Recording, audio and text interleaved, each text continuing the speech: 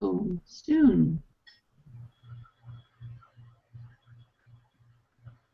Well, Kimberly, welcome to Hangouts on Air and our Congress with Akamai University and Energy Medicine Partnerships. We're very pleased to have you on the program today.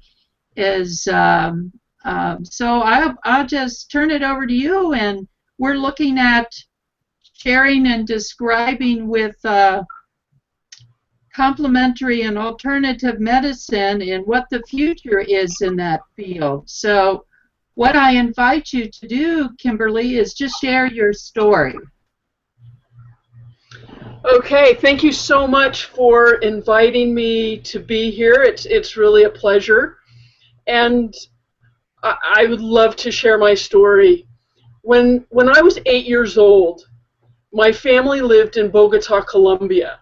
And in a Colombian jungle near a waterfall, my father helped me catch a blue Morphos butterfly. I don't know if you've ever seen it, but they're enormous butterflies with this iridescent blue wings. And it was the most beautiful thing that I had ever seen. Growing up overseas, we lived in Colombia and Belgium. Later, I lived in Japan. And I learned to really appreciate the beauty in the world. My mother is an artist, and she taught me so much about really seeing what is beautiful in the world and what is diverse and what is amazing about the world that we live in. And by the time I was 28, I was working as a professional photographer, and I had photographs that I'd taken in different books. Here's one of them, a book about Japan and fall harvest, unique Oregon, butterflies. I had a lot of photographs in publications, and I was making a living as a professional photographer. Then one day, when I was 28, I was at the ophthalmologist, and this ophthalmologist in his white coat with impressive degrees on the wall said to me, "You need to consider what your life's going to be like if you become blind." He diagnosed me with a genetic condition of the eyes called keratoconus, and he said, "It's genetic. There's nothing you can do." And that day, my life became a little darker. And I thought about what he said, and for a time, I believed him. And that's what becomes very problematic. But it took me in a direction that I can't regret today, because I ended up going to massage school, you know, a practice that you can do whether you can see or not. And fortunately for me, in massage school, I found some answers for myself. One day, I was taking an exam, and I had a horrible migraine. I literally had to move my head from side to side in order to be able to see the questions, because I had this big black spot in the middle of my vision. And that day, I said to myself, this is not okay. You have to find some answers for yourself. And that was another step in the journey.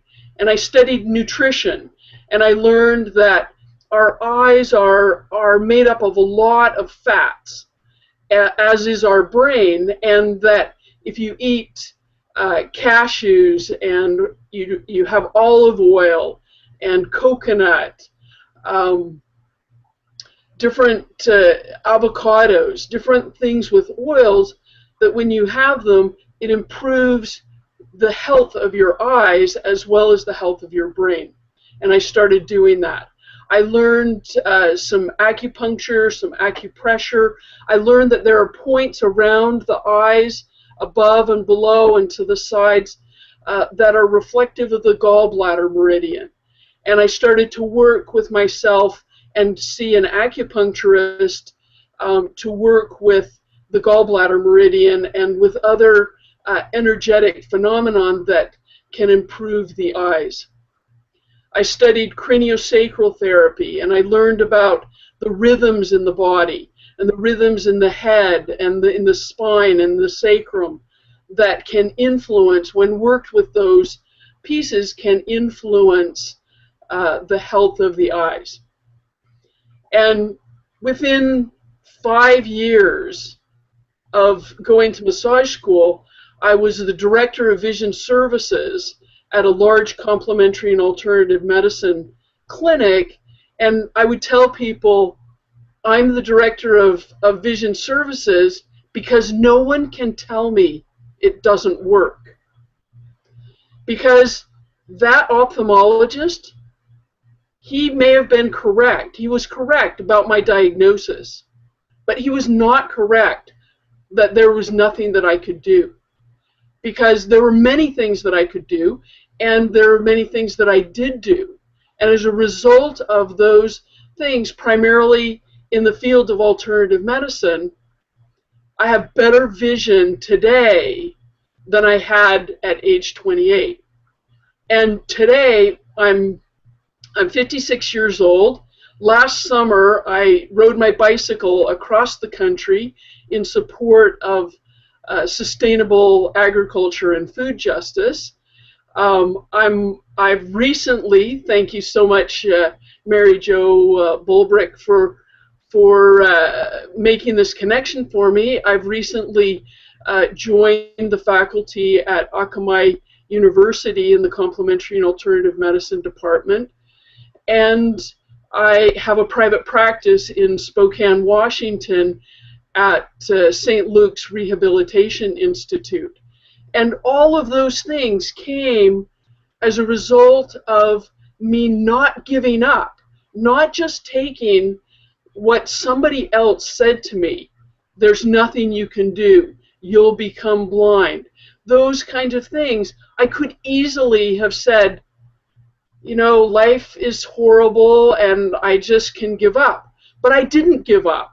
And that really is my message, because today my goal is to change the face of alternative medicine and to change the face of brain health and vision recovery processes, because there are so many things that you can do. One of my favorite sayings I learned when I was working in Japan is, there are many ways to the top of Mount Fuji. And that's what I find, that there are many ways to recover our health and to maintain our health.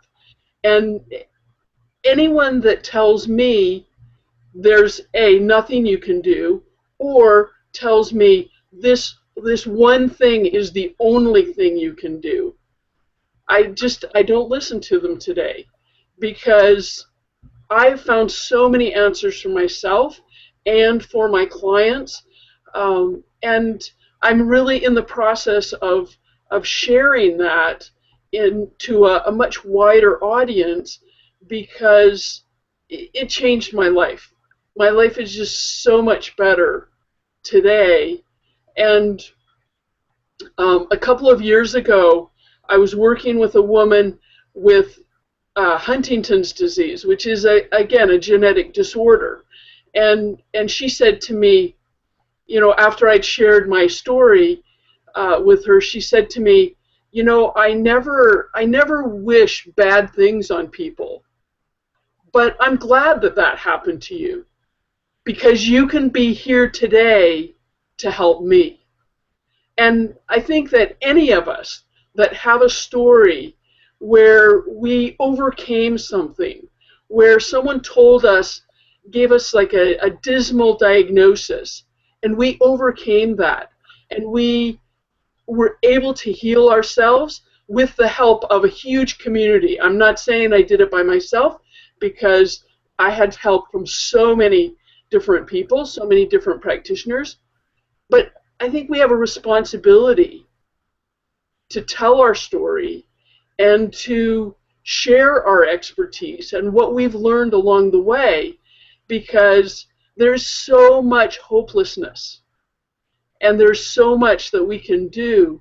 And I know that my story, it's perhaps unique in the content of it, but there's so many alternative medicine practitioners who've come to their practice through their own story, through their own learning and study of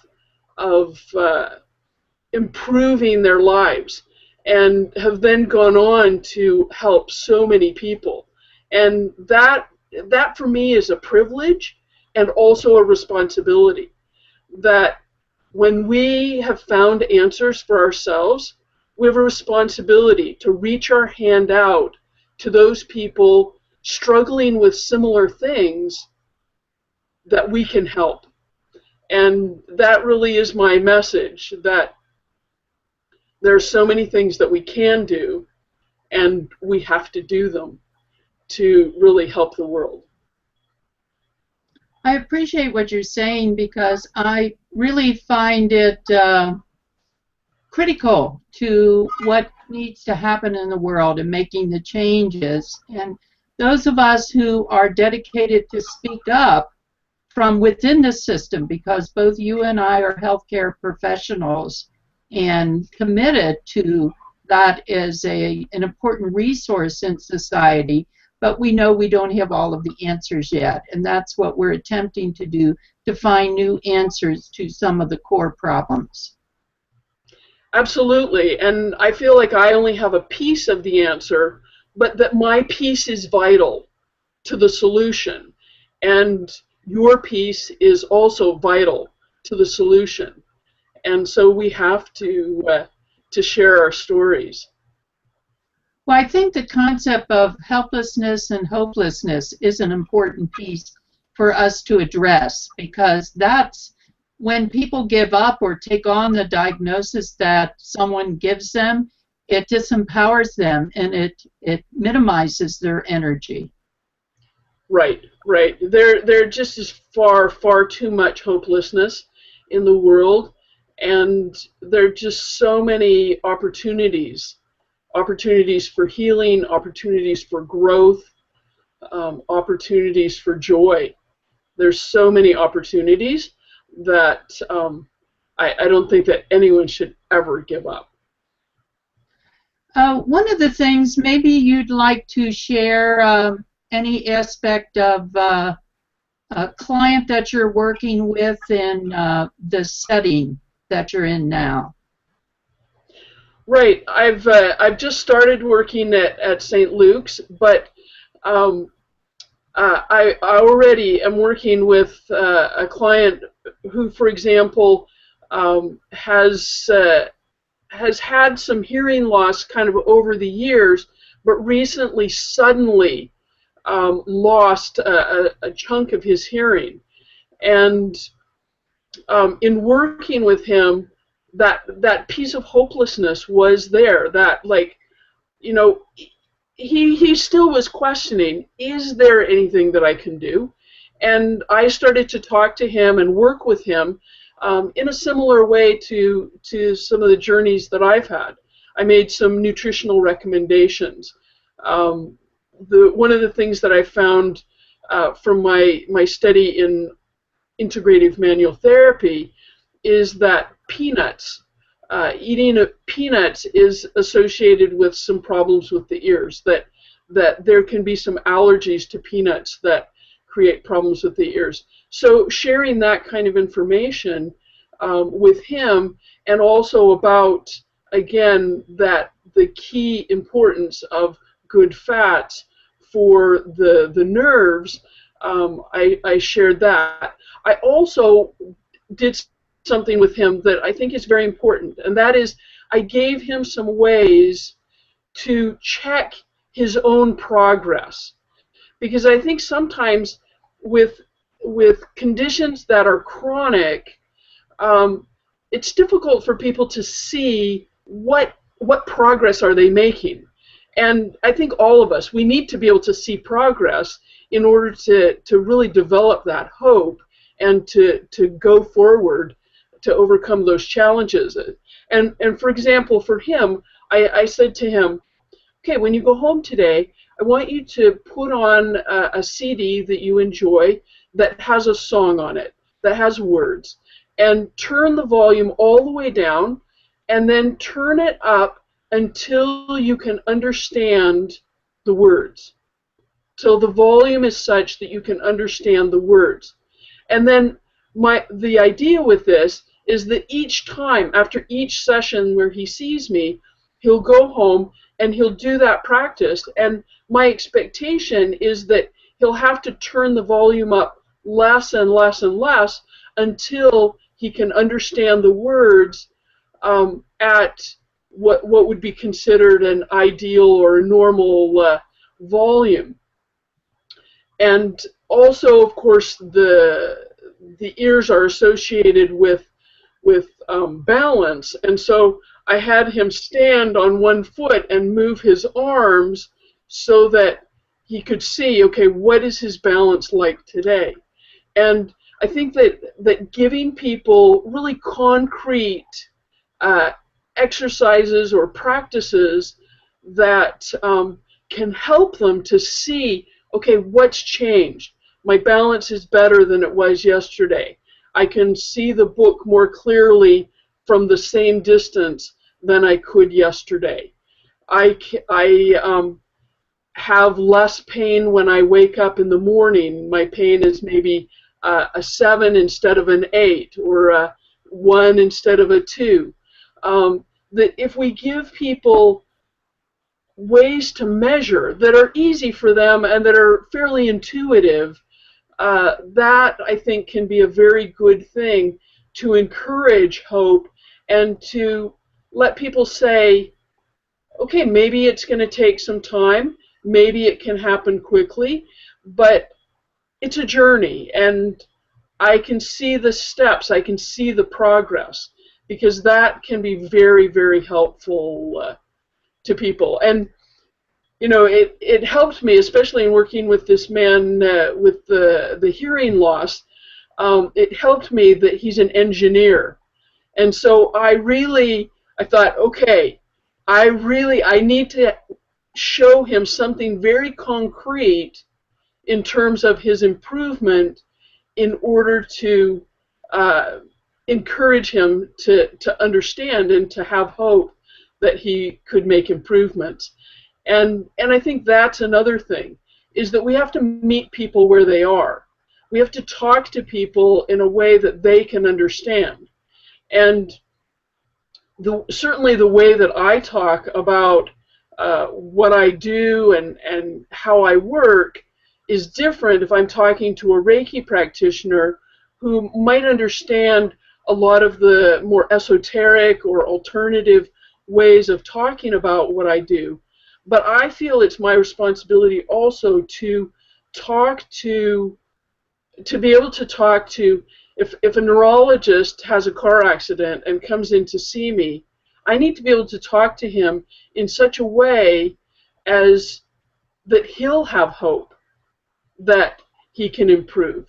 And if I'm talking to an engineer or to a real estate agent or to the mother of a child, I need to be able to talk to them in such a way that they understand how what I'm doing is going to help them, and that they understand ways that they can kind of measure their progress so that they can really see their progress. Well, I'm remembering that you had the title, The Nerve Whisperer. And would you like to expand where that came about and what that means to you is that's shared? Right, right. So sometimes I'm known as the Nerve Whisperer, and the way that I think about that is, you know, you're probably familiar with the dog whisperer, the horse whisperer, and think about what that means to be a dog whisperer or a horse whisperer. You're using words and hand signals to communicate with that animal so that you can elicit better behavior. In a way, I think of what I do with my hands, and with my words, um, I'm speaking, so to speak, speaking to the nervous system, to your nervous system, and trying to elicit better behavior, or maybe with the nervous system we would say better function of the nervous system. And when you have better function of the nervous system, not only can you hear your external environment through your senses, through your eyes, your ears, your nose, your taste, sense of taste, your sense of touch, not only can you hear better, but also there's that internal communication. Because sometimes, for example, an autoimmune disease, what is really an autoimmune disease? I think of it as an internal communication breakdown, where your immune system is attacking another part of your body, and there's a miscommunication there. There's a lack of communication between the immune system and the muscular system, or the immune system and the nervous system. And so I use words in terms of coaching, in terms of hypnosis, visualization. I use words to communicate with your nervous system, but also to communicate with your immune system, and to get that communication better between the two. And I use hands-on work to improve that as well. And when you think about also in a broader sense, that idea of autoimmune, or some part of yourself attacking another part of yourself, that on a societal level, suicide, for example, could be considered an autoimmune process, where you're killing yourself. You're obviously fighting against yourself. And you think about, again, coming back to hope, what's one of the reasons that people commit suicide? It's because they lack hope, they have pain, and they don't know what to do about it. And that could be social or emotional pain, could be physical pain.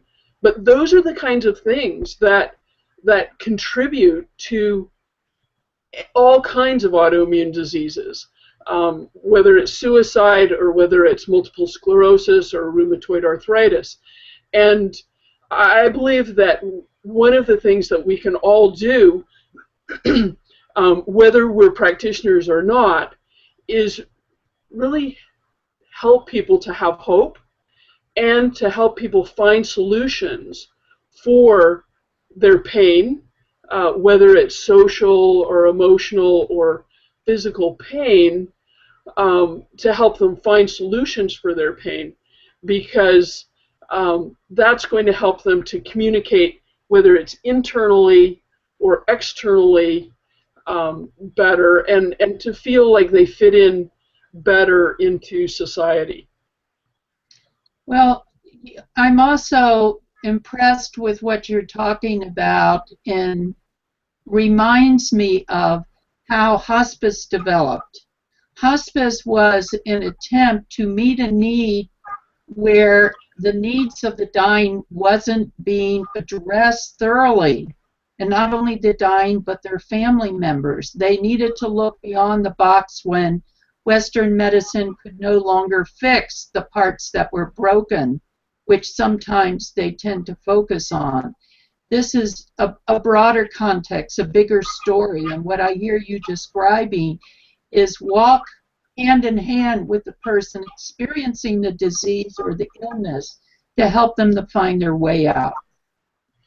Right, because as I said, there are so many ways that someone should never give up.